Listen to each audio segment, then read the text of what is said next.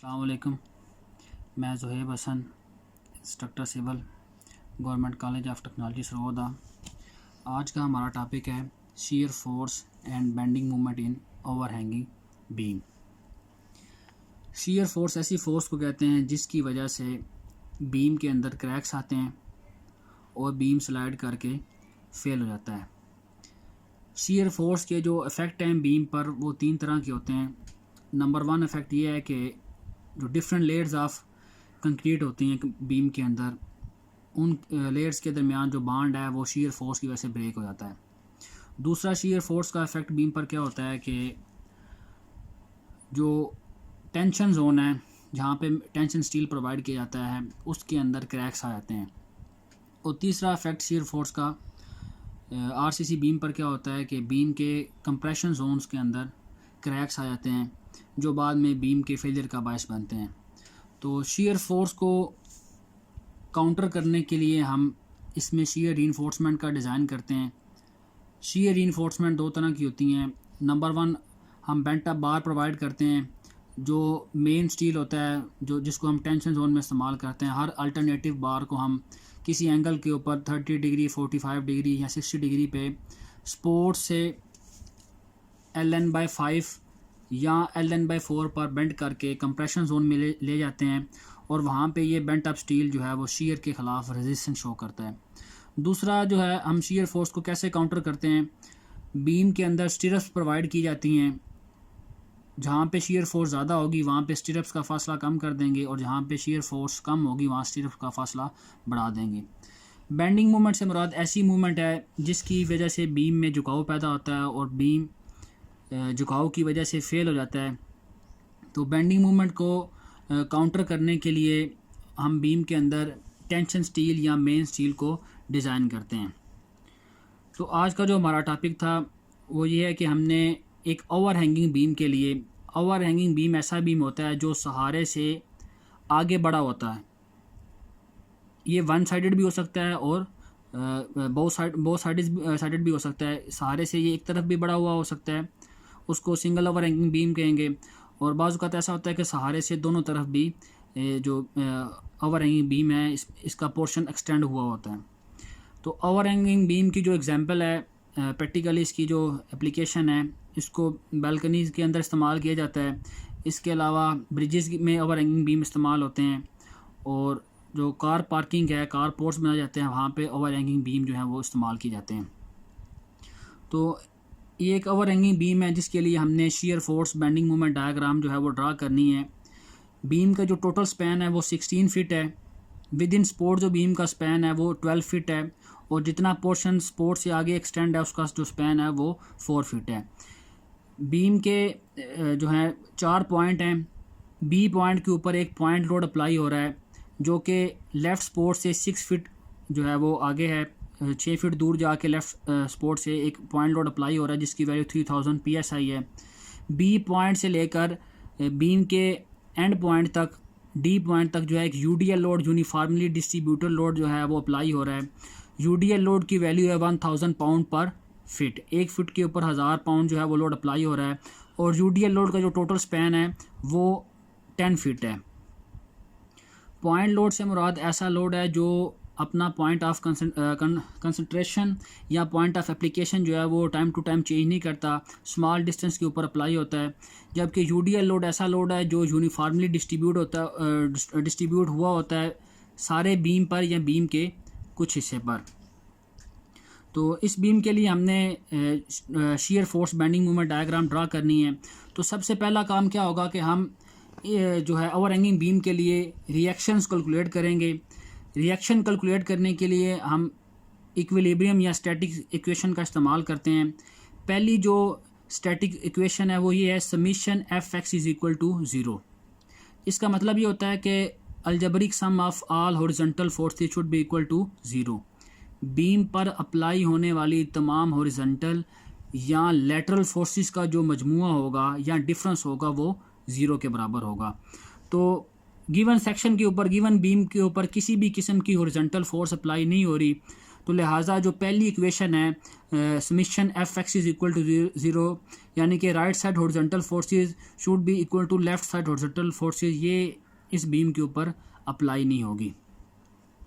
दूसरी जो स्टैटिक्स की इक्वेशन है वो है summation F Y is equal to 0। Algebraic sum of all vertical forces should be equal to 0।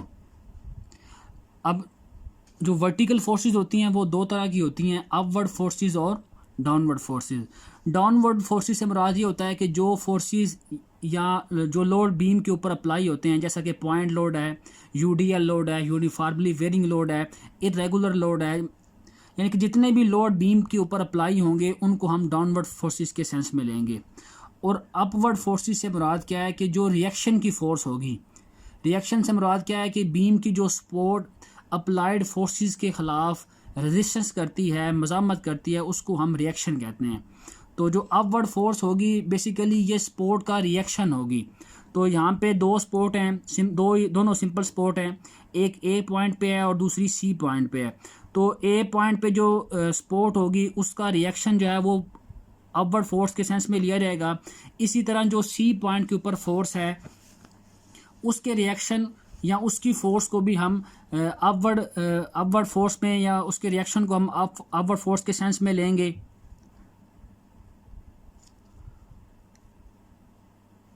तो जो पहली सेकंड इक्वेशन है स्टैटिक्स की summation F Y is equal to 0 वो बराबर होती है upward forces is equal to downward forces, कि बीम पर लगने वाली तमाम डाउनवर्ड फोर्सेस और अपवर्ड फोर्सेस बीम की स्टेबिलिटी के लिए इन दोनों को बराबर होना चाहिए। जितना लोड ऊपर से अप्लाई हो रहा है दोनों सपोर्ट्स को मिलकर उतना ही लोड बर्दाश्त करना चाहिए।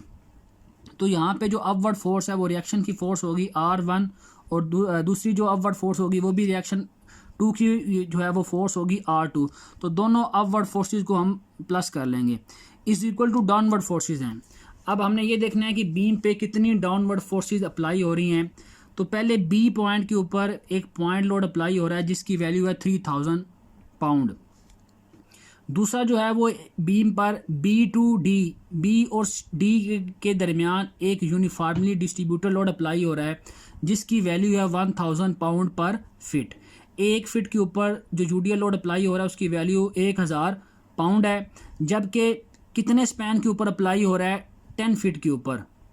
तो यूडीएल लोड को हम किस तरह डील करते हैं कि ये यूनिट लेंथ के हिसाब से होता है, इसको हम पॉइंट लोड में कन्वर्ट करके इस्तेमाल करते हैं कि अगर एक बीम का स्पैन 1 फीट है तो उस पर 1000 पाउंड लोड अप्लाई होगा, जबकि यहाँ पे जो यूडीएल लोड का स्पैन है वो 10 फीट है, तो 10 फीट के ऊपर यूडीएल लोड अप्लाई हो रहा है। तो 1 फीट का अगर वेट जो है वो 1000 पाउंड है तो 10 फीट का कितना हो जाएगा 1000 इंटू 10।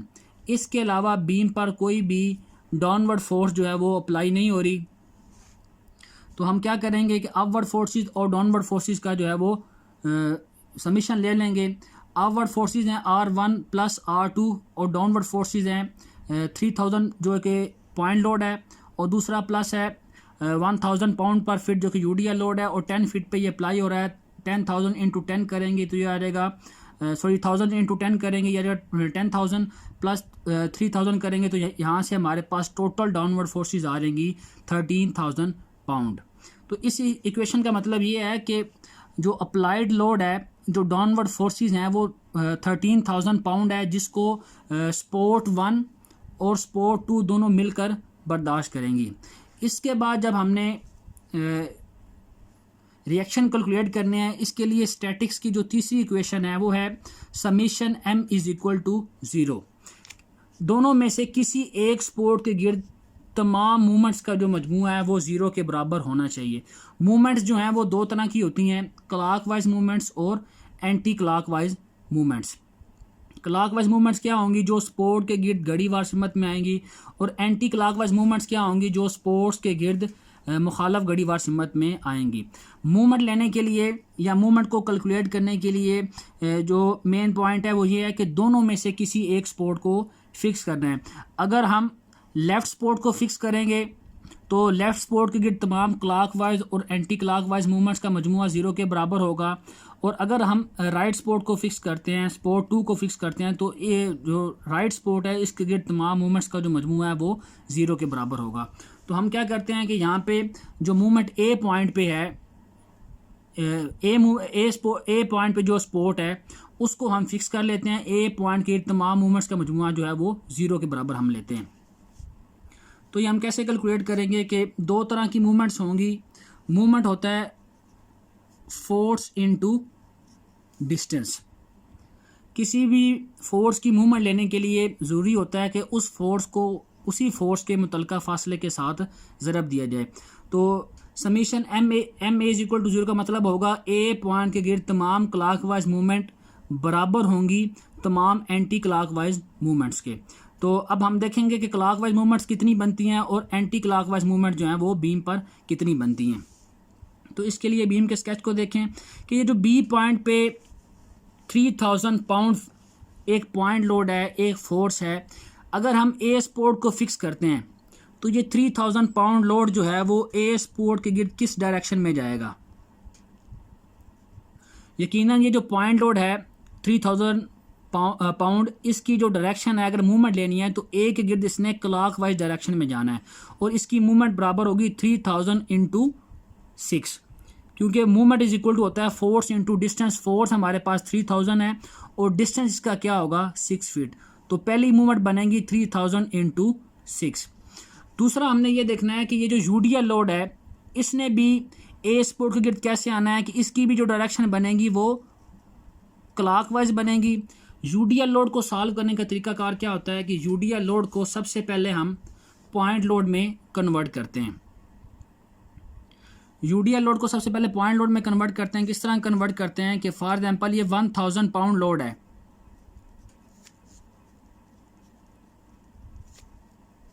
ये 10 फीट के ऊपर अप्लाई हो रहा है। यूडीएल को जब हम स्पैन से मल्टीप्लाई करते हैं तो ये पॉइंट लोड बन जाता है और पॉइंट लोड बनने के साथ ही ये इतने स्पैन के जितने स्पैन पे ये अप्लाई हो रहा था उसके मिड में आता है। तो यहाँ अगर हम यूडीएल को डिस्टेंस से मल्टीप्लाई करते हैं तो जो डिस्टेंस यूनिट होगा डिस्टेंस का पाउंड पर फीट, यूडीएल का जो यूनिट है वो फीट से कैंसिल हो जाएगा। यहाँ से इसकी वैल्यू बनेगी 10,000 पाउंड, जो कि एक फोर्स है, एक पॉइंट लोड है, मूवमेंट नहीं है। तो इससे आगे मूवमेंट बनाने के लिए हम क्या करेंगे, जितने स्पैन के ऊपर यूडीएल लग रहा था 10 फीट के ऊपर यूडीएल लोड अप्लाई हो रहा है, तो हम क्या करेंगे इस पॉइंट लोड की वैल्यू को जितने स्पैन के ऊपर यूडीएल लोड अप्लाई हो रहा था उसके हाफ के साथ मल्टीप्लाई कर देंगे। तो ये यूडीएल लोड है वो 10 फीट के ऊपर अप्लाई हो रहा है, तो 10 फीट का हाफ बनेगा 10/2 यानी कि 5 फीट बनेगा, 5 फीट बनेगा। तो हम क्या करेंगे कि ये जो यूडीएल लोड है इसको हमने पॉइंट लोड में कन्वर्ट किया है, इसके साथ हम हाफ डिस्टेंस को मल्टीप्लाई कर देंगे। तो जो दूसरी मूवमेंट बनेगी क्लॉकवाइज वो कैसे बनेगी कि 1000 इंटू 10 फीट के ऊपर यूडीएल लोड अप्लाई हो रहा है।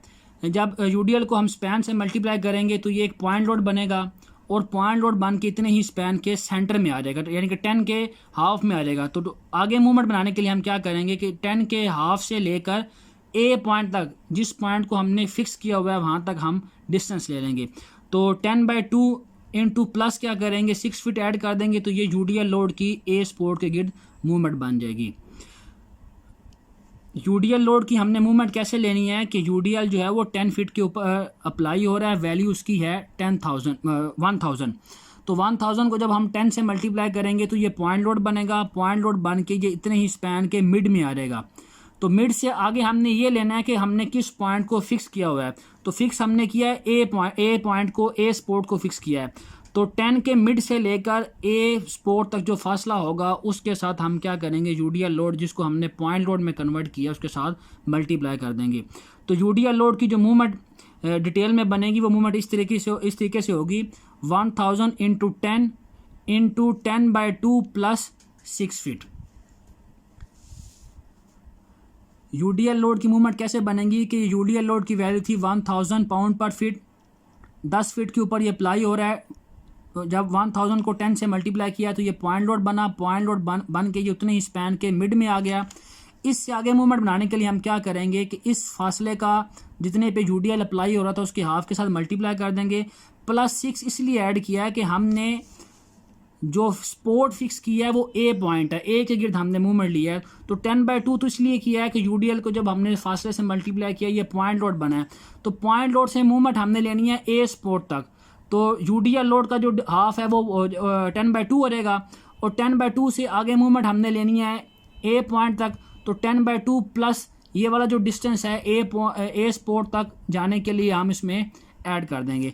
तो यूडीएल लोड की मूवमेंट बनेगी 1000 इंटू 10 इंटू 10/2 प्लस 6। इसके अलावा बीम के ऊपर और कोई भी क्लॉकवाइज मूवमेंट अप्लाई नहीं हो रही। एक मूवमेंट बीम के ऊपर अप्लाई हो रही है जो कि सपोर्ट 2 की है, रिएक्शन 2 की जो है रिएक्शन 2 की फोर्स है, या सपोर्ट 2 का रिएक्शन है जो कि ए सपोर्ट के गिर्द जाएगा, लेकिन उसकी जो डायरेक्शन है वो एंटी क्लॉकवाइज होगी, क्योंकि ये रिएक्शन की फोर्स है, ये अपवर्ड है, पॉजिटिव है, तो इसने ए सपोर्ट के गिर्द, ए पॉइंट के गिर्द क्लॉकवाइज डायरेक्शन में जाना है। तो फोर्स हो जाएगी R2, और ए पॉइंट तक जो इसका डिस्टेंस है R2 का वो बनता है 12।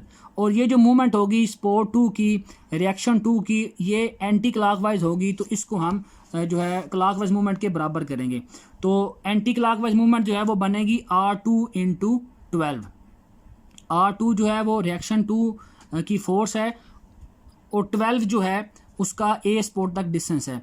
तो इस इक्वेशन को जब हम सॉल्व करेंगे 3000 into 6 plus 1000 into 10 into 10/2 plus 6, जब इस सारी इक्वेशन को हम सॉल्व करेंगे, यहाँ से हमारे पास जो मूवमेंट बनेंगी क्लॉकवाइज वो होगी 1,29,000 और 1,28,000।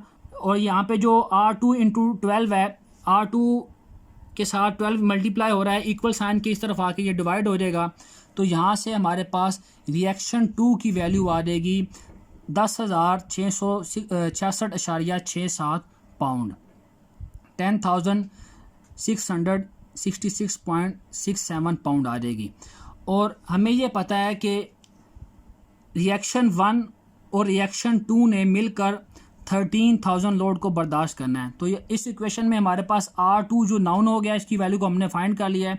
अगर इस इक्वेशन के अंदर R2 की जगह उसकी वैल्यू पुट कर दें, तो यहाँ से हम R1 की वैल्यू को कैलकुलेट कर लेंगे।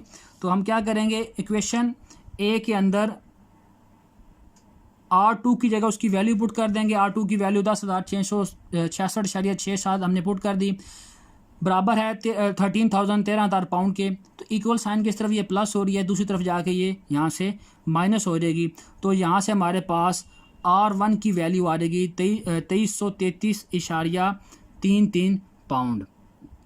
तो अगर किसी बीम पर जो डाउनवर्ड फोर्स है 13,000 पाउंड अप्लाई होती है, और बीम पे लोडिंग कंडीशन इस स्केच के मुताबिक है, तो जो R1 होगा 2333.33 पाउंड रिएक्शन जो है ए सपोर्ट करेगी, और जो सपोर्ट बी है उसका रिएक्शन होगा 10,666.67 पाउंड।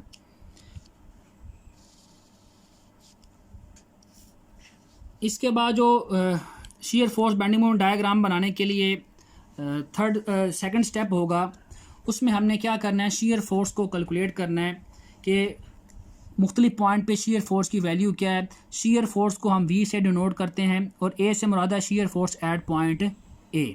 तो जो रिएक्शन है वो A सपोर्ट पे है और C सपोर्ट पे है। तो रिएक्शन पे जो फोर्स होगी उसको हम पॉजिटिव लेंगे, यानी कि रिएक्शन की जो फोर्स होगी वो पॉजिटिव शीयर फोर्स होगी, और दूसरा जो रिएक्शन है R2 उसकी भी जो फोर्स है वो पॉजिटिव होगी, और उसको हम रिएक्शन की फोर्स लेंगे और पॉजिटिव शीयर फोर्स लेंगे। तो शीयर फोर्स हमने कैसे कैलकुलेट करनी है, सबसे पहला पॉइंट आ जाएगा शीयर फोर्स कैलकुलेट करने के लिए जो दो मेन पॉइंट है वो आपने माइंड में रखने हैं। नंबर 1 ये है कि जो अपवर्ड फोर्सेस होंगी उनको हमने पॉजिटिव लेना है, डाउनवर्ड फोर्सेस को नेगेटिव लेना है। जितनी भी अपवर्ड फोर्सेस होंगी वो पॉजिटिव होंगी और डाउनवर्ड फोर्सेस नेगेटिव होंगी। इसके अलावा दूसरा पॉइंट क्या है कि जिस पॉइंट पे भी हमने शीयर फोर्स कैलकुलेट करनी है उससे जो पीछे वाला पॉइंट होगा उसकी शीयर फोर्स को भी हम नेक्स्ट पॉइंट की शीयर फोर्स में कंसिडर करेंगे। तो हमारा जो पहला पॉइंट है वो है shear force at point A. अब ए पॉइंट से पीछे कोई भी पॉइंट नहीं है, तो लिहाजा ए के ऊपर सिर्फ सपोर्ट की ही शेयर फोर्स होगी, जो कि कितनी है 2333.33 पाउंड है। तो शेयर फोर्स हमारे पास जो ए पॉइंट पे आएगी 2333.33 पाउंड आ जाएगी। और ये पॉजिटिव इसलिए आया कि क्योंकि ये रिएक्शन की फ़ोर्स है और अपवर्ड फोर्स है, तो इसको हम पॉजिटिव लेंगे। इसके बाद नेक्स्ट पॉइंट हमारे पास कौन सा है? नेक्स्ट पॉइंट है बी। तो बी पे जब हमने शेयर फोर्स लेनी है, तो बी पे शेयर फोर्स हम कैसे कैलकुलेट करेंगे कि बी से जो पीछे शेयर फोर्स आ रही है ए पॉइंट की, और बी की जो अपनी फोर्स है उसको भी हमने ऐड यहाँ सब्ट्रैक्ट करना है। जो अपवर्ड होंगी उनको हम जो ऐड करेंगे, जो डाउनवर्ड होगी उनको हम सब्ट्रैक्ट करेंगे, माइनस करेंगे। तो जब हमने बी पॉइंट पे शेयर फोर्स लेनी है, बी से पीछे ए की शेयर फोर्स आ रही है 2333.33 पाउंड, और इसके अलावा बी पे जो अपनी फोर्स है जो कि पॉइंट लोड है और डाउनवर्ड है, उसकी वैल्यू 3000 पाउंड। डाउनवर्ड होने की वजह से ये माइनस में आ जाएगी। तो बी पे शेयर फोर्स आएगी पीछे से आने वाली फोर्स, यानी कि ए स्पोर्ट की ए पॉइंट की फोर्स है 2333.33 पाउंड, माइनस इसलिए है कि बी पे पॉइंट लोड अप्लाई हो रहा है और डाउनवर्ड है, उसकी वैल्यू है -3000 पाउंड। तो इसको जब हम सॉल्व करेंगे, यहाँ से हमारे पास shear force at point B आ जाएगी -666.67 पाउंड, जो कि बी पॉइंट के ऊपर शेयर फोर्स आ जाएगी। इसके बाद हमने नेक्स्ट पॉइंट पे शेयर फोर्स कैलकुलेट करनी है। तो बी और सी पॉइंट के दरमियान जो लोड है, बी और सी पॉइंट के दरमियान वो एक यूडिया लोड अप्लाई हो रहा है। तो जब भी यूडिया लोड अप्लाई होगा, उसके लिए हमने डायरेक्ट नेक्स्ट पॉइंट पे नहीं जाना। शेयर फोर्स कैसे कैलकुलेट करेंगे कि बी पॉइंट पे कैलकुलेट करने के बाद हम shear force from B to C, B और सी के दरमियान शेयर फोर्स कैलकुलेट करेंगे, क्योंकि बी और सी के दरमियान डिस्टेंस है 6 फीट। और यूडिया लोड क्या होता है कि यूनिफॉर्मली डिस्ट्रीब्यूटेड लोड है, और हर जो है वो फिट के बाद इसकी वैल्यू जो है वो चेंज हो जानी है। तो हम क्या करेंगे, शेयर फोर्स कैसे कैलकुलेट करेंगे? बी के बाद shear force from B to C. इसका मतलब ये होगा बी और सी के दरमियान जो है शेयर फोर्स की वैल्यू कितनी होगी। तो इसको कैलकुलेट करने के लिए हम पहले बी की वैल्यू लेंगे कि बी पे शेयर फोर्स की वैल्यू है -666.67 पाउंड, और बी और सी के दरमियान हम देखेंगे कि लोड कौन सा अप्लाई हो रहा है। बी और सी के दरमियान डिस्टेंस है 6 फीट और लोड अप्लाई हो रहा है यूडीएल, और यूडीएल लोड की वैल्यू है 1000 पाउंड पर फिट। एक फिट के ऊपर 1000 पाउंड है, और बी और सी के दरमियान टोटल डिस्टेंस है 6 फीट। तो हम क्या करेंगे, टोटल यूडीएल लोड या टोटल फोर्स निकाल लेंगे। किस तरीके से निकालेंगे? 1000 को 6 के साथ मल्टीप्लाई कर देंगे। तो shear force from B to C आएगी कि बी पे शेयर फोर्स थी -666.67 पाउंड, माइनस यूडीएल लोड है 1000, और बी और सी के दरमियान जो डिस्टेंस है वो 6 फीट है, तो 1000 इंटू 6 कर देंगे, तो यहाँ से ये बनेगा 6000 बन जाएगा। इसको सॉल्व करेंगे, यहाँ से हमारे पास shear force from B to C की वैल्यू आ जाएगी -6666.67 पाउंड। पहले हमने बी पॉइंट पे शेयर फोर्स कैलकुलेट की, फिर फ्राम बी टू सी। अब हमने सी पॉइंट के ऊपर भी शेयर फोर्स को कैलकुलेट करना है। तो सी पॉइंट पे कैसे कैलकुलेट करेंगे कि सी से पीछे जो फोर्स आ रही है और सी पॉइंट के ऊपर जो अपनी फोर्स है, जो कि रिएक्शन की फोर्स है 10,666.67, उसको भी हमने जो ऐड यहाँ सब्ट्रैक्ट करना है। तो ये यहाँ पे जो सी पे फोर्स है वो रिएक्शन की है, अपवर्ड फोर्स है तो इसको हम प्लस करेंगे, जो पीछे से आने वाली फोर्स है उसको डाउनवर्ड है तो उसको माइनस करेंगे, अपवर्ड है तो उसको प्लस करेंगे। तो जब shear force at point C लेंगे, तो सी से पीछे जो आने वाली फोर्स है बी और सी के दरमियान, ये है -6666.67 पाउंड, प्लस सी पे जो अपनी फोर्स है जो कि रिएक्शन की फोर्स है वो है 10,666.67। तो ये अपवर्ड है, इसको पॉजिटिव लेंगे, और पीछे से आने वाली फोर्स जो डाउनवर्ड थी वो पहले ही नेगेटिव में है। तो इन दोनों को जब हम ऐड करेंगे तो हमारे पास shear force at point C आ जाएगी 4000 पाउंड पॉजिटिव में, क्योंकि जो बड़ी वैल्यू उसके साथ प्लस है तो जो shear force at point C आएगी वो 4000 पाउंड आ जाएगी। इसके बाद जब सी पे हमने कैलकुलेट कर लेना है, तो इसके बाद हम देखें नेक्स्ट पॉइंट कौन सा आ रहा है। फिर यूडीएल लोड आ रहा है, तो इसके लिए हम क्या करेंगे, shear force from C to D. From C to D इसलिए करना है कि यहाँ पर भी जो 4 फीट का स्पैन है सपोर्ट से एक्सटेंड हुआ है ओवर हैंगिंग की वजह से, तो इसके ऊपर भी यूडीएल लोड अप्लाई हो रहा है। तो हम क्या करेंगे, इसको भी जो है वो from C to D calculate करेंगे। तो जब सी टू डी हमने शेयर फोर्स कैलकुलेट करनी है तो सी से पीछे फोर्स आ रही है 4000 पाउंड, जो कि प्लस क्या है वो हमने वैसे ही ऐड कर दिया। अब सी के ऊपर जो अपनी फोर्स है सी और डी के दरमियान यूडीएल की वैल्यू है 1000 पाउंड पर फिट है। 1 फीट के ऊपर 1000 है, सी और डी के दरमियान फासला 4 फीट है। तो अगर 1 फीट पे 1000 पाउंड की फोर्स आएगी तो 4 फीट पे कितनी आएगी, 1000 इंटू 4 आ जाएगी। तो 1000 इंटू 4 करेंगे, ये माइनस का 4000 आ जाएगा। पीछे से आने वाली जो सी पॉइंट के ऊपर शेयर फोर्स है वो प्लस का 4000 है। तो ये दोनों जब हम इनको ऐड करेंगे तो यहाँ से इसकी value shear force from C to D की वैल्यू आ जाएगी 0। इसके बाद जब हमने सी टू डी जो है शेयर फोर्स कैलकुलेट कर लेनी है, तो इसके बाद हम क्या करेंगे, shear force at point D, पीछे से आने वाली जो शेयर फोर्स है वो भी 0 है और डी पॉइंट पे जो अपनी शेयर फोर्स है वो भी 0 है, क्योंकि वहाँ पे कोई और लोड अप्लाई नहीं हो रहा। तो shear force at point D जो है वो 0 आ जाएगी। इसके बाद हमने क्या करना है कि ये जो शेयर फोर्स की वैल्यू कैलकुलेट की है, इसकी मदद से हमने शेयर फोर्स डायग्राम ड्रा करनी है कि जो कि मेन मकसद था इस सारी कैलकुलेशन का। तो शेयर फोर्स डायग्राम ड्रा करने के लिए 2 पॉइंट हैं जिनको आपने माइंड में रखना है। सबसे पहला ये है कि अगर पॉइंट लोड होगा किसी भी पॉइंट के ऊपर तो उसके लिए हम 90 डिग्री लाइन को ड्रा करेंगे, लगाएंगे। और अगर यूडीएल लोड अप्लाई हो रहा है तो उसके लिए 1 डिग्री लाइन इंक्लाइंड लाइन होगी। और अगर 2 पॉइंट्स के दरमियान लोड अप्लाई नहीं हो रहा, नो लोड है, तो इस सिचुएशन में हम 0 डिग्री और 180 डिग्री लाइन जो है वो ड्रा करेंगे। तो सबसे पहले हम ये देखेंगे कि ए पॉइंट के ऊपर शेयर फोर्स कौन सी है, पॉजिटिव है। इसके अलावा बी पॉइंट के ऊपर माइनस में आ रही है, फिर माइनस में है, फिर प्लस में जा रही है, फिर 0 हो रही है। तो ये माइनस और 0 का फ़र्क करने के लिए हम क्या करेंगे कि एक एक्सिस ड्रा करते हैं जिसको हम न्यूट्रल एक्सिस कहते हैं। इस एक्सिस के ऊपर तमाम फोर्सेस, तमाम मूवमेंट्स, स्ट्रेसेस जो हैं वो 0 के बराबर होती हैं। न्यूट्रल एक्सिस से जो ऊपर है वो पॉजिटिव में फोर्सेस या स्ट्रेसेस या मूवमेंट्स ली जाती हैं, और न्यूट्रल एक्सिस से नीचे जो है वो मूवमेंट्स, स्ट्रेसेस और फोर्सेस नेगेटिव मिली जाती हैं। तो पहली जो हमारी शेयर फोर्स आ रही है वो है share force at point A, और उसकी वैल्यू है 2333.33 पाउंड। और अब हमने ये देखना है कि इसके लिए हम लाइन 90 डिग्री ड्रा करेंगे, 1 डिग्री ड्रा करेंगे या 0 डिग्री।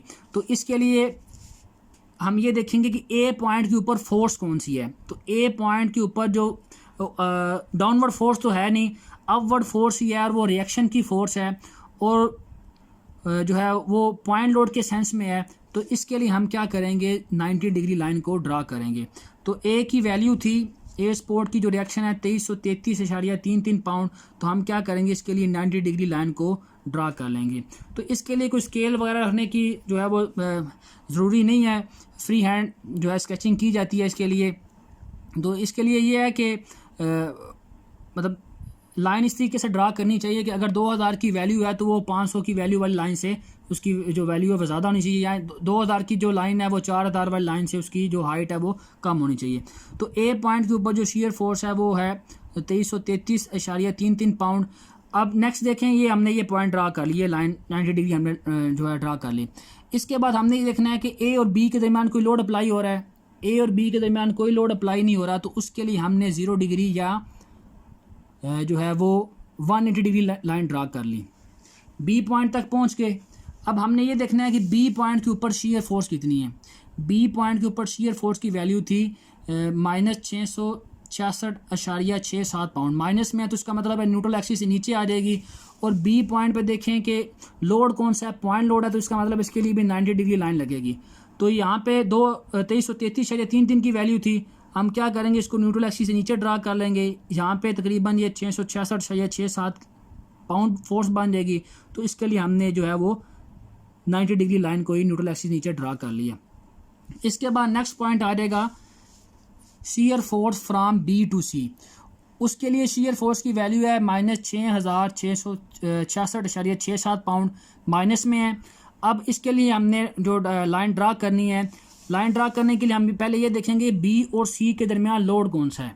बी और सी के दरमियान जो लोड अप्लाई हो रहा है वो यूडीएल है। तो यूडीएल लोड के लिए हम 1 डिग्री लाइन यानी कि इंक्लाइंड लाइन या तिरछी लाइन ड्रा करेंगे। तो ये यहाँ पे 666 से 6,7 था, इसके लिए हमने नीचे एक लाइन ड्रा कर ली। तो यहाँ पे फ़र्ज़ करें ये इसकी वैल्यू बनती है 6,666.67 पाउंड। ये इसको हमने इंक्लाइंड लाइन 1 डिग्री लाइन के सेंस में ड्रा कर लिया। इसके बाद बी और सी की शीयर फोर्स की डायग्राम ड्रा करने के बाद हम देखेंगे नेक्स्ट पॉइंट हमारे पास आ रहा है सी पॉइंट। सी पॉइंट के ऊपर जो शीयर फोर्स है वो पॉजिटिव 4,000 पाउंड है, यानी कि 4,000 पाउंड है, पॉजिटिव में है। तो इसका मतलब ये न्यूट्रल एक्सिस से ऊपर चली जाएगी। लेकिन इसकी लाइन ड्रा करने के लिए हम ये देखेंगे कि सी पॉइंट के ऊपर फोर्स कौन सी है। तो सी पॉइंट के ऊपर से तो यूडीएल लोड आ ही रहा है, लेकिन सी पॉइंट की जो एक्चुअल फोर्स है वो रिएक्शन की फोर्स है, और वो फोर्स जो है वो पॉइंट लोड किया है। तो इसके लिए हम क्या करेंगे, जो है 90 डिग्री लाइन को ड्रा करेंगे। तो क्या करेंगे कि ये यहाँ पे 6,666 से 6,7 पाउंड थी, न्यूट्रल एक्सिस के ऊपर हमने 4,000 पाउंड की लाइन ड्रा करनी है, क्योंकि shear force at point C जो है वो 4,000 है। तो हम क्या करेंगे 90 डिग्री लाइन को यहाँ तक जो है वो ड्रा कर देंगे। इसके बाद हमने ये देखना है कि shear force from C to D कितनी है।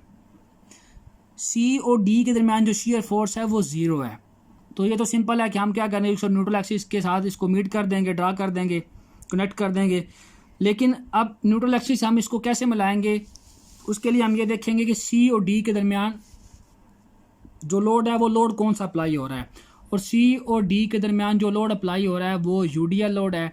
और यूडीएल लोड के लिए हम 1 डिग्री लाइन को ड्रा करते हैं। तो हम क्या करेंगे, सिंपल 4,000 को इंक्लाइंड लाइन की मदद से न्यूट्रल एक्सिस के साथ मिला देंगे। तो इस तरीके से हम जो है वो शीयर फोर्स डायग्राम ड्रा करते हैं। शीयर फोर्स डायग्राम की मदद से हमें क्या पता चलता है कि यहाँ पे अब ये पॉजिटिव है, तो इसका मतलब यहाँ पे शीयर फोर्स की वैल्यू जो है स्पोर्ट्स के करीब मैक्सिमम होगी। स्पोर्ट्स से जो डिस्टेंस पे जाते जाएंगे शीयर फोर्स की वैल्यू कम होने लग जाएगी, माइनस में चली जाएगी। उसके बाद दोबारा जब हम स्पोर्ट्स की तरफ जाएंगे तो शीयर फोर्स की वैल्यू जो है वो बढ़ती जाएगी। तीसरा जो स्टेप है, नंबर 4 स्टेप है, वो है बेंडिंग मोमेंट कैलकुलेशन का। तो बेंडिंग मोमेंट हम कैसे कैलकुलेट करते हैं। बेंडिंग मोमेंट कैलकुलेट करने के लिए मोमेंट इज इक्वल टू होता है फोर्स इनटू डिस्टेंस। किसी भी फोर्स को उसके मुतल्लिका फासले से अगर मल्टीप्लाई कर दें तो वो मूवमेंट बन जाता है। मूवमेंट में जब आपने कैलकुलेट करनी है 2-3 पॉइंट्स है जिनको माइंड में रखा जाता है कि अगर क्लॉकवाइज मूवमेंट होगी तो उसको हम पॉजिटिव लेंगे, और अगर एंटी क्लॉकवाइज मूवमेंट है, मुखालफ घड़ीवार सिमत में है, तो उस मूवमेंट को हम नेगेटिव लेंगे। क्लॉकवाइज जो घड़ीवार सिमत में होंगी वो पॉजिटिव और एंटी क्लॉकवाइज नेगेटिव। और इसके अलावा जो मेन पॉइंट है कि शेयर फोर्स की तरह जब हम शेयर फोर्स कैलकुलेट करते थे उसमें भी हम ये कंसिडर करते थे कि पीछे वाले पॉइंट से कितनी फोर्स आ रही है। उसको भी हम अगर माइनस में है तो माइनस करेंगे, नेगेटिव है तो माइनस करेंगे, पॉजिटिव है तो उसको ऐड करेंगे। बेंडिंग मूवमेंट कैलकुलेट करते हुए भी हमने यही करना है कि जो पीछे से मूवमेंट आ रही है उसको हमने पीछे से फोर्स आ रही है और उसके फासले को मल्टीप्लाई करके उसकी मूवमेंट को भी हमने नेक्स्ट पॉइंट की मूवमेंट में ऐड या सब्ट्रैक्ट करना है। तो सबसे पहला जो पॉइंट है वो ए पॉइंट है। तो ए पॉइंट के ऊपर हमने मूवमेंट लेनी है। ए पॉइंट के ऊपर फोर्स कौन सी है। ए पॉइंट के ऊपर जो फोर्स है वो रिएक्शन की फोर्स है जो कि R1 है 2333.33 पाउंड पॉजिटिव है। और अगर ए पे हमने मूवमेंट लेनी है तो ए पॉइंट के ऊपर फोर्स तो है लेकिन ए पॉइंट के ऊपर जो डिस्टेंस है वो 0 है। तो ए पॉइंट की मूवमेंट क्या बनेगी कि हमें पता है कि मूवमेंट इज इक्वल टू होता है फोर्स इनटू डिस्टेंस। तो ए पॉइंट की मूवमेंट हम कैसे बनाएंगे, फोर्स इनटू डिस्टेंस करेंगे। फोर्स हमारे पास आ जाएगी 2333.33 पाउंड, जबकि ए स्पोर्ट के ऊपर जो डिस्टेंस है वो 0 है। तो 2333.33 को 0 से मल्टीप्लाई करेंगे तो ए पॉइंट के ऊपर जो मूवमेंट है वो हमारे पास 0 आ जाएगी। इसके बाद नेक्स्ट हमारे पास पॉइंट कौन सा है। ए पॉइंट के बाद जो नेक्स्ट पॉइंट आता है वो है बी पॉइंट। बी पॉइंट पे हमने मूवमेंट कैसे लेनी है कि जो पीछे से पहली फोर्स आ रही है उस फोर्स के बी तक जितना फासला बनता है उसके साथ उसको मल्टीप्लाई करके मूवमेंट बना के उसको भी हमने बी पॉइंट की मूवमेंट में ऐड या सब्ट्रैक्ट करना है। तो बी पॉइंट पे जब हम मूवमेंट लेंगे पहली मूवमेंट होगी R1 × 6। फोर्स है R1 और बी तक डिस्टेंस है 6। दूसरी जो मूवमेंट बनेगी बी पॉइंट के ऊपर वो होगी माइनस, क्योंकि ये डाउनवर्ड है, 3000 और बी पॉइंट के ऊपर जो डिस्टेंस है 3000 का वो 0 है। तो इसको आप लिखें ना लिखें, 0 किसी चीज़ में से माइनस हो ऐड हो उससे कोई फ़र्क नहीं पड़ता। तो बी पॉइंट के ऊपर जो पहली मूवमेंट बनेगी वो क्या होगी कि बी पॉइंट पे पहली फोर्स आ रही है रिएक्शन की, जो कि R1 है और R1 की वैल्यू है 2333 पाउंड। बी पॉइंट तक R1 का जो डिस्टेंस है वो कितना है, 6 फीट है। तो पहली फोर्स आ रहेगी 2333 और बी पॉइंट तक उसका फासला है 6 फीट। तो मूवमेंट हो जाएगी 2333 इंटू 6 माइनस दूसरी जो फोर्स है वो कि पॉइंट लोड है -3000 है और वो बी पॉइंट पे ऊपर अप्लाई हो रहा है 3000। अब इसका जो 3000 पाउंड बी पॉइंट पे फोर्स है इसका अपना कोई डिस्टेंस नहीं है, तो इसका मूवमेंट बनाने के लिए हम क्या करेंगे, फोर्स इंटू डिस्टेंस करेंगे। फोर्स आ रहेगा 3000 और इसका डिस्टेंस होगा 0। तो बी पॉइंट के ऊपर जो मूवमेंट बनेगी वो मूवमेंट क्या होगी, 2333.33 इंटू 6 माइनस 3000 इंटू 0 इसलिए किया है कि बी पॉइंट पे फोर्स तो है लेकिन इस फोर्स का अपना डिस्टेंस नहीं है। तो इसको सॉल्व करेंगे, यहाँ से हमारे पास bending movement at point B आ जाएगी 14,000 पाउंड डॉट फिट आ जाएगी, क्योंकि जो मूवमेंट है विद रिस्पेक्ट टू डिस्टेंस होती है और जो मूवमेंट है वो प्रोडक्ट होती है फोर्स और डिस्टेंस का, और फोर्स का यूनिट पाउंड है और डिस्टेंस का यूनिट जो है फिट के अंदर है। तो जब आपने कैलकुलेशन करनी है शेयर फोर्स बेंडिंग मूवमेंट की तो इसमें आपने यूनिट्स का ख्याल रखना है कि मूवमेंट्स का यूनिट जो है वो पाउंड और फिट्स के अंदर होगा, पाउंड डॉट फिट में, और जो शेयर फोर्स होगी वो पाउंड के अंदर किलोग्राम में या न्यूटन में आएंगी। तो वो सिस्टम पे डिपेंड करता है कि आप किस सिस्टम के अंदर न्यूमेरिकल को सॉल्व करें, FPS सिस्टम है, MKS सिस्टम है या सिस्टम इंटरनेशनल है। तो ये जो हमारा न्यूमेरिकल था ये क्वेश्चन जो है ये FPS सिस्टम में है, तो इसमें मूवमेंट का यूनिट होगा पाउंड डॉट फिट और जो फोर्सेज होंगी उनका यूनिट होगा पाउंड्स के अंदर आएगा। बी के बाद जो नेक्स्ट पॉइंट आ रहा है हमारा वो है सी पॉइंट। तो अगर सी पे बेंडिंग मूवमेंट लेनी है ये किस तरीके से कैलकुलेट करेंगे कि सी से बैकवर्ड आप देखेंगे पहली फोर्स कौन सी आ रही है।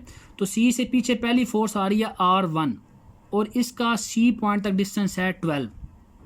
R1 इंटू 12 करेंगे, एक ये मूवमेंट बन जाएगी जो कि क्लॉकवाइज होगी तो पॉजिटिव है।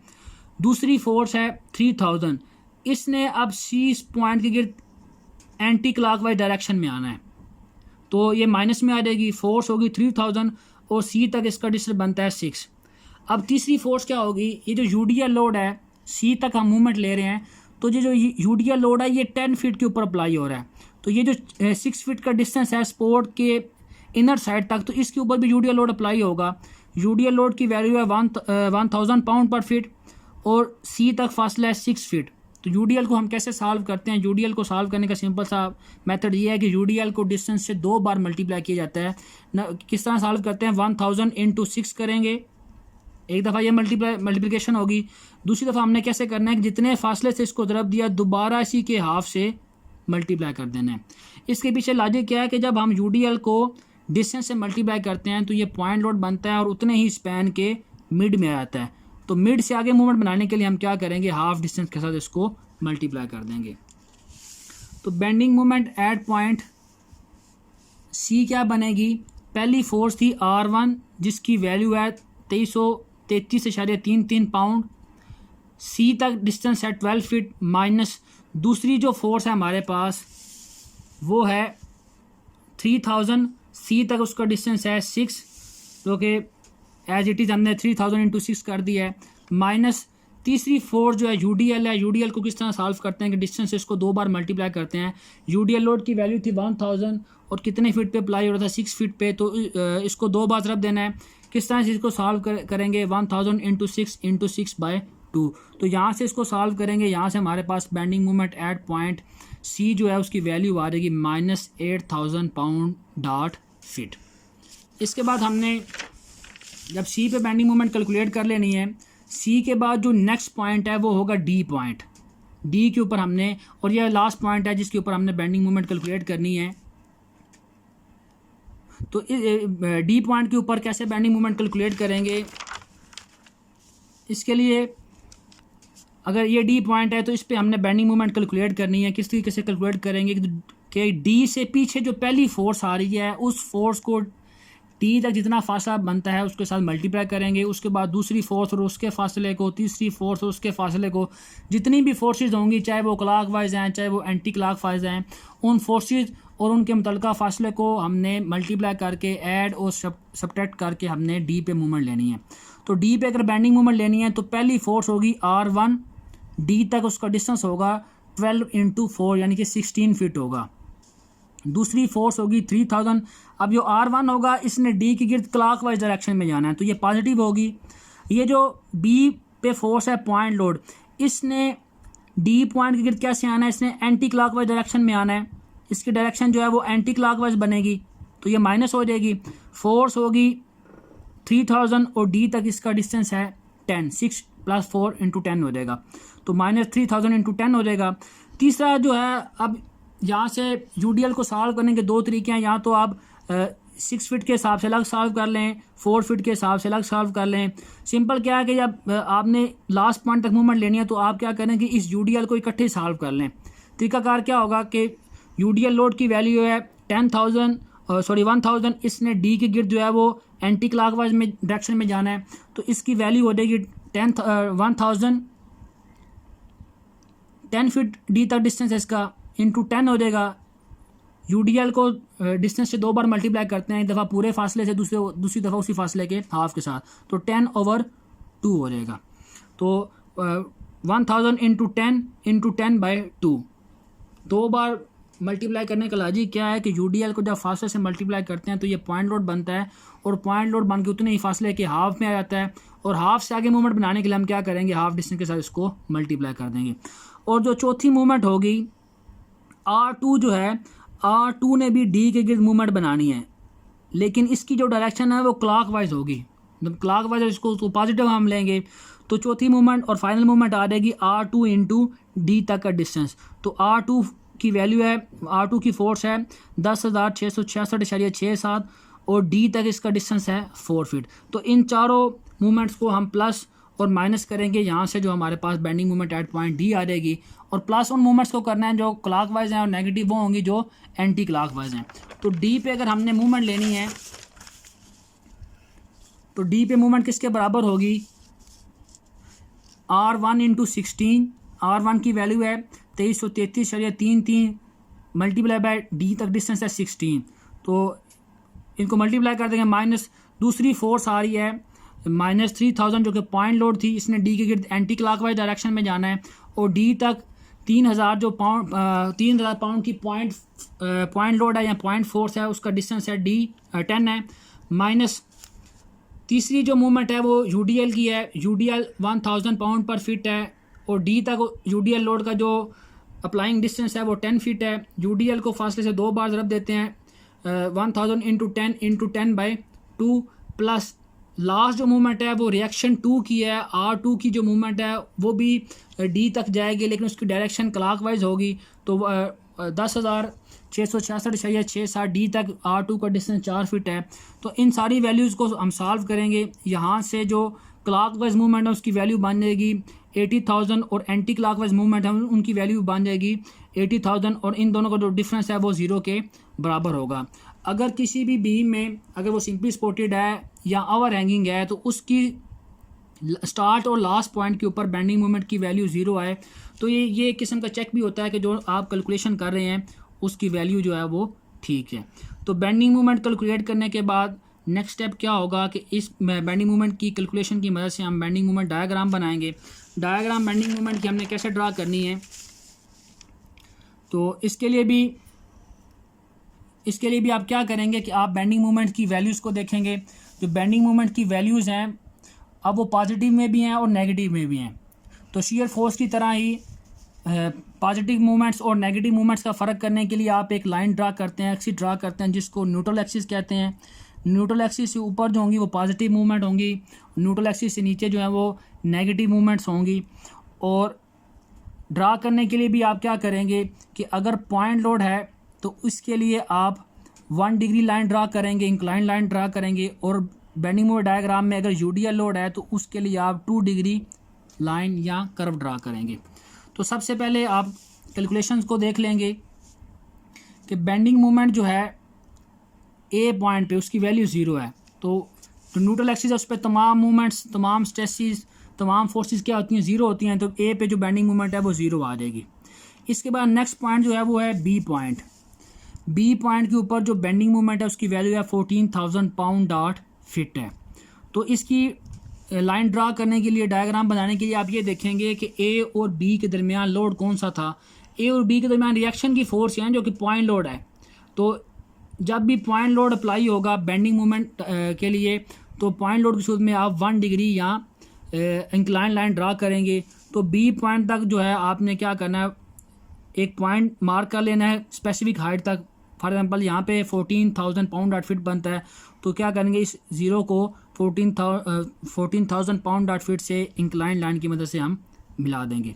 इसके बाद नेक्स्ट पॉइंट आ जाएगा हमारे पास सी पॉइंट है। सी पॉइंट के ऊपर जो बेंडिंग मोमेंट है उसकी वैल्यू -8,000 पाउंड डॉट फिट है। तो माइनस का मतलब ये होगा, ये सी पॉइंट पे जो बेंडिंग मोमेंट है वो न्यूट्रल एक्सिस से नीचे होगी, तो इसकी वैल्यू है -8,000 पाउंड डॉट फिट। अब इसकी डायग्राम ड्रा करने के लिए आप ये देखेंगे कि बी और सी के दरमियान लोड कौन सा अप्लाई हो रहा है। तो बी और सी के दरमियान जो लोड अप्लाई हो रहा है ये यूडीएल लोड है, और यूडीएल लोड की डायग्राम बनाने के लिए हम जो है वो 2 डिग्री लाइन को ड्रा करते हैं। तो इसके लिए हम क्या करेंगे, फॉर एग्जांपल यहाँ पे 8,000 बनता है, तो 14,000 और 8,000 के दरमियान हम 2 डिग्री लाइन को हम ड्रा कर देंगे, और साथ मेंशन भी कर देंगे कि ये 1 डिग्री है। फ्री हैंड डायग्राम ड्रा करनी है, फ्री हैंड स्केच होगा, तो इसके लिए मतलब क्लियर नहीं होता कि 1 डिग्री कौन सी है, 2 डिग्री लाइन कौन सी है। तो आपने साथ मेंशन कर देना है कि जो इंक्लाइंड लाइन होगी वो 1 डिग्री है, जो कर्व टाइप है उसके 2 डिग्री लाइन है, उसके साथ आप मेंशन कर देंगे ये 2 डिग्री लाइन है। और लास्ट पे आप देखेंगे कि नेक्स्ट पॉइंट हमारे पास रह गया डी पॉइंट। डी पे बेंडिंग मूवमेंट कितनी है, ज़ीरो है। इसका मतलब यह है कि हमने सी से आगे मूवमेंट को न्यूट्रल एक्सिस के साथ मिला देना है लाइन को। तो डी पॉइंट पे बेंडिंग मूवमेंट जो है वो ज़ीरो होगी।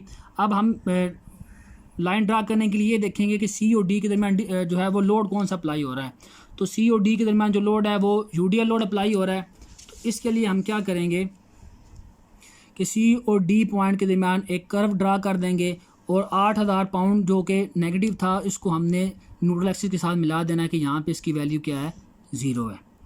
तो अब जब भी बेंडिंग मूवमेंट जो है वो पॉजिटिव से नेगेटिव या नेगेटिव से, अब 14,000 पाउंड डॉट फिट से जो है वो 8,000 पाउंड डॉट फिट नेगेटिव में आ रही है, और ये न्यूट्रल एक्सिस को क्रॉस कर रही है। तो जब भी बेंडिंग मूवमेंट की वैल्यू या बेंडिंग मूवमेंट डायग्राम पॉजिटिव से नेगेटिव और नेगेटिव से पॉजिटिव वैल्यू में जाएगी न्यूट्रल एक्सिस को क्रॉस करते हुए, तो उस जहाँ पे न्यूट्रल एक्सिस को वो क्रॉस करेगी, मीट करेगी, उस पॉइंट को कहते हैं पॉइंट ऑफ कंट्राफ्लेक्शन। ऐसा पॉइंट जिसके ऊपर बेंडिंग मूवमेंट की वैल्यू ज़ीरो होती है उस पॉइंट को पॉइंट ऑफ कंट्राफ्लेक्शन कहा जाता है। और इसको डिफाइन कैसे करते हैं कि ऐसा पॉइंट जिस पे बेंडिंग मूवमेंट की वैल्यू ज़ीरो होती है और बेंडिंग मूवमेंट की वैल्यू जो है नेगेटिव टू पॉजिटिव या पॉजिटिव टू नेगेटिव साइन में आती है। तो अब हमने क्या करना है कि ये जो पॉइंट है, ये लास्ट पॉइंट है कैलकुलेशन का डायग्राम का, कि हमने अब वो पॉइंट कैलकुलेट करना है जिसके ऊपर बीम में जो बेंडिंग मूवमेंट है वो ज़ीरो होगी। तो इसको किस तरह से हम कैलकुलेट करेंगे कि हमें ये पता है कि ए और बी पॉइंट के दरमियान जो डिस्टेंस है वो 6 फीट है, जो कि अब bending movement positive to negative जा रही है, ये पॉइंट है। तो टोटल डिस्टेंस तो हमें पता है कि ये 6 फीट है, लेकिन जहाँ पे ये पॉजिटिव से नेगेटिव जा रही है ये वाला डिस्टेंस हमें जो है अननोन है। तो हम इसको फ़र्ज़ कर लेते हैं कि ये x के बराबर है। तो अब हमने ये डिस्टेंस कैलकुलेट करना है कि स्पॉट से कितना दूर जाके या बी पॉइंट से कितना दूर जाके बेंडिंग मूवमेंट की वैल्यू जो है वो ज़ीरो होती है। तो इसको हम किस तरीके से कैलकुलेट करेंगे,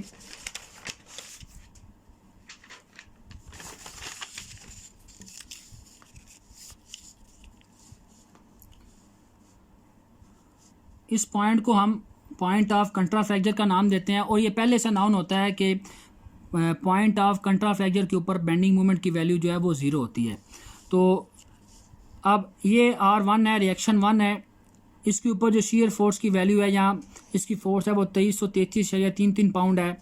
बी पॉइंट के ऊपर जो बेंडिंग मोमेंट है उसकी वैल्यू है 14,000 pound dot feet. C point के ऊपर जो बेंडिंग मोमेंट है उसकी वैल्यू है 8,000 पाउंड डॉट फीट। ये बी पॉइंट है। बी पॉइंट के ऊपर एक पॉइंट लोड लग रहा है जिसकी वैल्यू 3,000 पाउंड है और यहाँ पे सी स्पोर्ट है। सी और डी के दरमियान जो डिस्टेंस है वो 4 फीट है। तो ये हमने मूवमेंट कैसे कैलकुलेट करनी है, इसके लिए हम क्या करेंगे,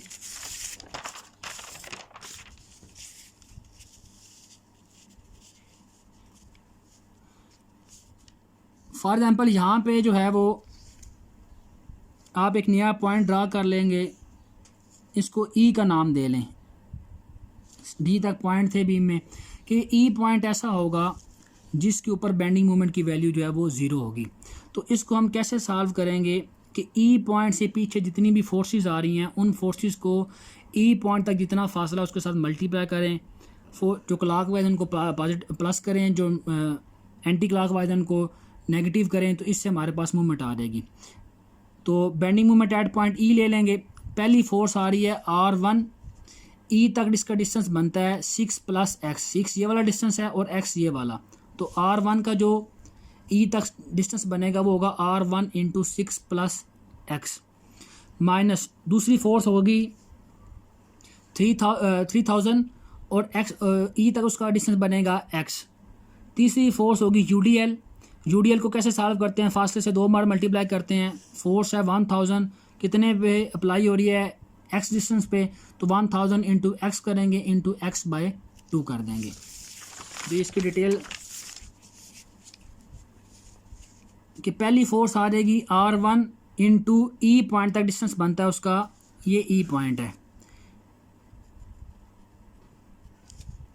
पहली फोर्स है R1 ई तक उसका डिस्टेंस बनता है 6 + x माइनस दूसरी फोर्स है पॉइंट लोड 3000 और ई पॉइंट तक उसका डिस्टेंस बनता है x माइनस 3000 × x हो जाएगा माइनस। अब जो B और E पॉइंट है,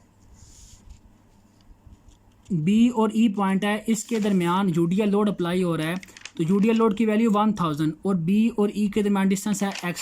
तो UDL लोड को हम कैसे सॉल्व करते हैं कि UDL को फासले से 2 बार मल्टीप्लाई करते हैं 1000 × x × x/2। इसके अलावा जो E तक कोई भी मूवमेंट नहीं आती। तो अब इस इक्वेशन को सॉल्व कर लें। R1 चलो उसकी वैल्यू पुट करें 2333.33 × 6 + x माइनस 3000 × x माइनस, इसको सॉल्व करेंगे तो यहाँ पे -500x² आ जाएगा। मज़ीद आगे इस इक्वेशन को सॉल्व करते हैं तो R1 की वैल्यू 6 से मल्टीप्लाई हो जाएगी और x के साथ भी मल्टीप्लाई हो जाएगी, -3000x -500x²। तो 14, अब जब इसको सॉल्व करेंगे तो ये 14,000 plus 2333.33x minus 3000x minus 500x²। इसको जब इस क्वाड्रेटिक इक्वेशन को जब हम सॉल्व करेंगे तो ये बन जाएगा -500x² माइनस 666.67x प्लस 14,000 = 0। अब हम क्या करें कि इसमें से माइनस x को कॉमन ले लें। माइनस को कॉमन लेंगे तो हमारे पास वैल्यू बचेगी 500x² प्लस 666.67x माइनस 14,000 = 0। अब आगे यहाँ से इस इक्वेशन को सॉल्व करने का फैक्टराइजेशन का तरीका भी है, कंपैरेटिंग स्केल का तरीका भी है, इसके अलावा क्वाड्रेटिक फार्मूला का तरीका है। ज़रा वो क्वाड्रेटिक फार्मूला का जो मेथड है वो सिंपल है कि पहली वैल्यू जो है उसको हम A से डिनोट कर दें, सेकंड वैल्यू को B से, थर्ड को C से, कांस्टेंट को C से, सिंपल x वाली जो वैल्यू है उसको जो है वो B से डिनोट कर दें और जो है x स्केल वाली वेरिएबल स्केल वाली वैल्यू उसको हम जो है वो A से डिनोट कर दें। तो क्वाड्रेटिक फार्मूला आता है -b + × b² माइनस 4ac/2a। तो B की जगह उसकी वैल्यू पुट कर दें 666.67, A की जगह उसकी वैल्यू पुट कर दें 500 और C की जगह उसकी वैल्यू पुट कर दें -14,000। और जब हम सारी इक्वेशन को सॉल्व करेंगे यहाँ से हमारे पास जो है वो दो तरह की वैल्यू बन जाएंगी, -666.67 जमा मान 1801/1000। तो ये दो तरह की वैल्यू बनेंगी। अब क्या करना है कि एक दफ़ा इसको प्लस करके लिख लेना है, दूसरी दफ़ा इसको माइनस करके लिख लेना है। तो माइनस में तो डिस्टेंस होगा नहीं, इस वैल्यू को आप इग्नोर कर दें। तो यहाँ से हमारे पास जब हम ये सॉल्व करेंगे 1.134 फीट आ जाएगा। तो इसका मतलब क्या है कि बी स्पोर्ट से 1.13 सॉरी बी स्पोर्ट नहीं, बी पॉइंट से 1.13 फीट दूर जाके जो बेंडिंग मूवमेंट है उसकी वैल्यू 0 हो जाएगी। तो ये जो shear force bending movement calculate की जाती है, इसकी डायग्राम ड्रा की जाती है। बेसिकली इसका मकसद क्या होता है, ये स्ट्रक्चर का एनालिसिस होता है जिससे हमें क्या पता चलता है कि किस पॉइंट पे फोर्सेस मैक्सिमम है, किस पॉइंट पे फोर्सेस मिनिमम है। उसके अलावा बेंडिंग मूवमेंट कहाँ पे मैक्सिमम है, कहाँ पे मिनिमम है। तो अगर शीयर फोर्स जैसा कि कैलकुलेशन के मुताबिक स्पोर्ट्स पे शीयर फोर्स ज़्यादा है, तो इसका मतलब क्या होगा कि बीम के फेलियर के चांसेस शीयर फोर्स की वजह से मैक्सिमम जो है वो स्पोर्ट्स के करीब होंगे। तो स्पोर्ट्स को शीयर फोर्स से बचाने के लिए, शीयर फोर्स के इफेक्ट से बचाने के लिए हम क्या करते हैं कि बीम के अंदर शीयर रीइंफोर्समेंट को डिज़ाइन करते हैं। शीयर रीइंफोर्समेंट दो तरह की होती हैं, स्टिरप्स और बेंट अप बार। बेंट अप बार एक्स्ट्रा से नहीं डाली जाती, बल्कि मेन बार में से ही हर अल्टरनेटिव बार को बेंड करके कंप्रेशन जोन में जो है वो बेंड करके ले जाते हैं और वहाँ पे वो शीयर रीइंफोर्समेंट के तौर पे काम करती है, शीयर फोर्स को रेजिस्ट करती है। और इसी तरह कि जहाँ पे शीयर फोर्स की वैल्यू मिनिमम होगी वहाँ पर हम क्या करेंगे, आरसीसी बीम के अंदर रिंग्स या स्टिरप्स डाले जाते हैं। तो जहाँ पे शीयर फोर्स ज़्यादा है, जैसा कि यहाँ पे शीयर फोर्स की स्पोर्ट्स के करीब जो वैल्यू वो ज़्यादा है, तो यहाँ पे क्या करेंगे, उन रिंग्स का जो फासला होगा, स्पेसिंग होगी, उसको कम कर देंगे। स्पोर्ट्स से दूर जितना दूर जाते जाएंगे शीयर फोर्स की वैल्यू कम होती जाएगी। तो वहाँ पर हम क्या करेंगे, स्टिरप्स के दरमियान जो फासला है उसको जो है बढ़ा देंगे। अगर एक डिस्टेंस के ऊपर इन्फोर्समेंट या स्टिरप्स को इस्तेमाल किया जाए तो उसका नुकसान क्या होगा कि स्टील की मकदार ज़रूरत से ज़्यादा हो जाएगी, जिससे वो बीम जो है वो अनइकोनॉमिकल कंडीशन की तरफ चला जाएगा। इसी तरह जो बेंडिंग मूवमेंट डायग्राम ड्रा की जाती है या बेंडिंग मूवमेंट कैलकुलेशन की जाती है, उसका मकसद भी क्या होता है कि हमें ये पता चल जाए कि बेंडिंग मूवमेंट कहाँ पे मिनिमम है, कहाँ पे मैक्सिमम है। फॉर एग्जांपल स्पोर्ट्स के ऊपर बेंडिंग मूवमेंट की वैल्यू जो मिनिमम है, यानी कि स्पोर्ट्स से करीब बीम के फेलियर के चांसेस जो हैं वो कम से कम होते हैं। और बीम के फेलियर के चांसेस बेंडिंग मूवमेंट की वजह से कहाँ होते हैं, जहाँ पे बेंडिंग मूवमेंट की वैल्यू सबसे ज़्यादा होती है। फॉर एग्जांपल अब ये बी पॉइंट है, बी पॉइंट के ऊपर बेंडिंग मूवमेंट की वैल्यू थी 14,000 पाउंड डॉट फीट। ये पूरी डायग्राम में जो है हर पॉइंट से बेंडिंग मूवमेंट की वैल्यू यहाँ पे ज़्यादा है। तो इसका मतलब क्या होगा कि बीम बेंडिंग मूवमेंट की वजह से या बेंडिंग मूवमेंट की वजह से जब भी बीम में डिफ्लेक्शन आएगी, बेंडिंग आएगी, तो वो बी पॉइंट पे अगर ऐसी लोडिंग कंडीशन होगी, बीम ओवर हैंगिंग होगा, तो बी पॉइंट पे बीम में डिफ्लेक्शन आ जाएगी या बेंडिंग आ जाएगी। उसके बाद बीम में क्रैक्स आएंगे और बीम सडनली कोलैप्स कर देगा। तो बेंडिंग मूवमेंट को काउंटर करने के लिए हम क्या करते हैं, इसमें टेंशन स्टील या मेन स्टील को या टेंशन स्टील को हम डिज़ाइन करते हैं। जो मेन बार टेंशन जोन के अंदर डाली जाती हैं, बेसिकली वो बेंडिंग मूवमेंट को रेजिस्ट करने के लिए ही डाली जाती हैं। और ये जो हमारा टॉपिक था आज का, draw shear force bending movement diagram of over hanging beam.